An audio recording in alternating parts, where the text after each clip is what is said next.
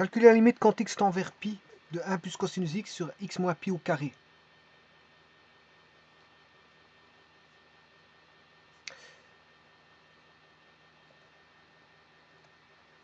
Bon, le numérateur n'est pas restrictif au niveau du domaine. Le numérateur c'est R. Le dénominateur par contre c'est x moins pi au carré. X moins pi au carré qui doit être différent de 0. C'est-à-dire x moins pi différent de 0. C'est-à-dire x différent de pi. Et justement, on recherche la limite quand x tend vers pi. Hein. Voilà. On recherche la limite quand x tend vers pi. Donc, le point pi est adhérent au domaine.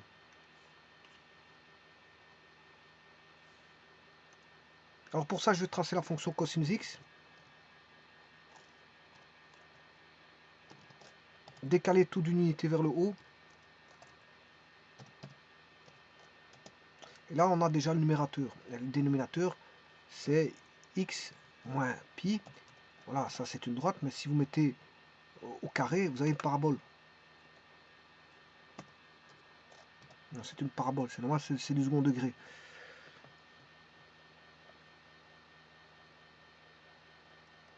Avec bien sûr, en pi, vous voyez que la fonction s'annule en pi. 1 plus cosinus x s'annule en pi. Et la parabole s'annule en pi. Donc on aura du 0 sur 0 là. On aura du 0 sur 0. Alors vous allez voir tout de suite. La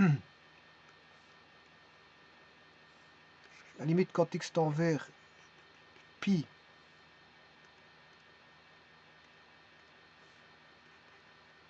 de 1 plus cosinus x sur x moins pi au carré. Là, vous allez remplacer par pi moins pi, ça fait 0. Ça fait 0 au carré, ça fait 0. Et au numérateur, c'est 1 plus cosinus pi.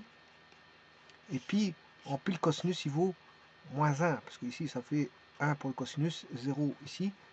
Donc, on aura 1 moins 1, ça fait 0. On a du 0 sur 0, c'est une forme indéterminée. Voilà, donc on va soulever l'indétermination, mais avant toute chose, je vais dessiner la fonction g sur p. La voici. Alors, si je veux l'agrandir, je pourrais l'agrandir en mettant 10 fois la fonction. Ça, bon, on la voit un peu mieux. C'est une fonction de ce style-là. Donc vous aurez compris qu'il y a une asymptote horizontale à ça.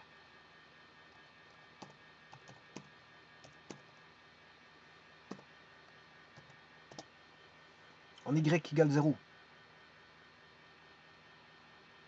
L'instant, ça cherche, hein, voilà. Il l'a trouvé. Et bien sûr, ça, je l'ai mis 10 fois plus grand pour pouvoir voir la chose, mais normalement, ça doit être comme ça. C'est plus petit. Voilà. Ça reste toujours y égale 0. Alors maintenant, ce que je disais, on va rechercher en pi. Il y a un point de discontinuité en pi. Elle n'est pas définie en pi. C'est normal parce que je vous ai dit que le domaine c'est R. Je ne sais pas si je l'ai fait le domaine. Non, je ne l'ai pas fait. J'ai pas fait le domaine. Donc ici le domaine c'est R sauf pi. Et donc on a un point de discontinuité en pi. On n'a pas d'asymptote verticale. Eh bien, pour calculer la limite, comme c'est du 0 sur 0, je vais appliquer l'hospital. Tout bonnement. Limite quand x tend vers pi de 1 plus cosinus x sur x moins pi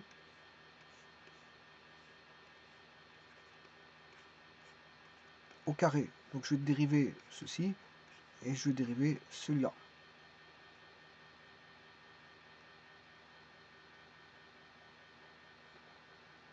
Alors dérivons. Dérivé de 1, dérivé d'une somme c'est la somme de dérivées. Dérivé de 1 ça fait 0. Dérivé de cos c'est moins sin.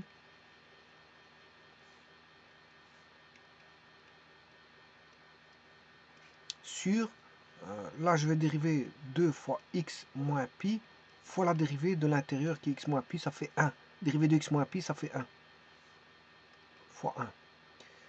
Donc on a quoi? On a moins sinus x sur 2 fois x moins pi. Alors je calcule la limite quand x tend vers pi.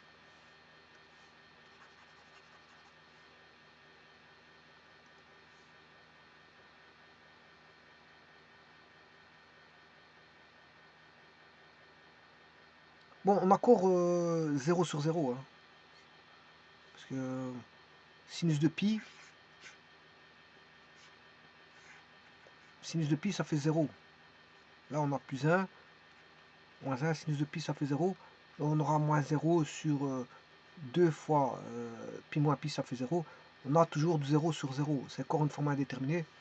Je vais faire une seconde fois l'hospital.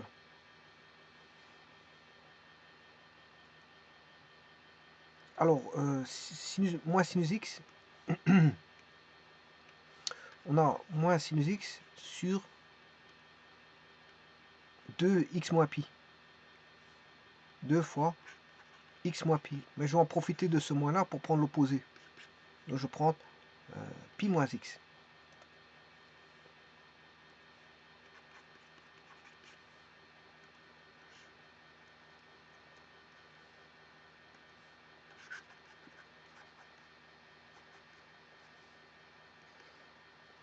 Donc je vais recalculer la dérivée de ça.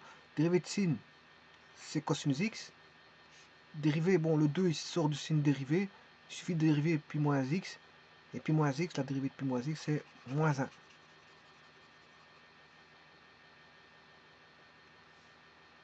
Donc on aura moins 2. Donc ce qui fait moins 1 demi, limite quand x tend vers pi de cosinus x. Alors c'est cosinus pi. Et en pi, le cosinus il vaut moins 1. Donc la limite c'est 1 demi.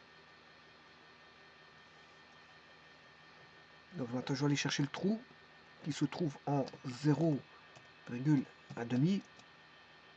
Ah, oui, je cherche en pi, pas en 0, je m'excuse.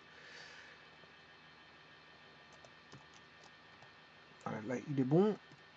Et il n'y a qu'un seul point de discontinuité qui est celui-là.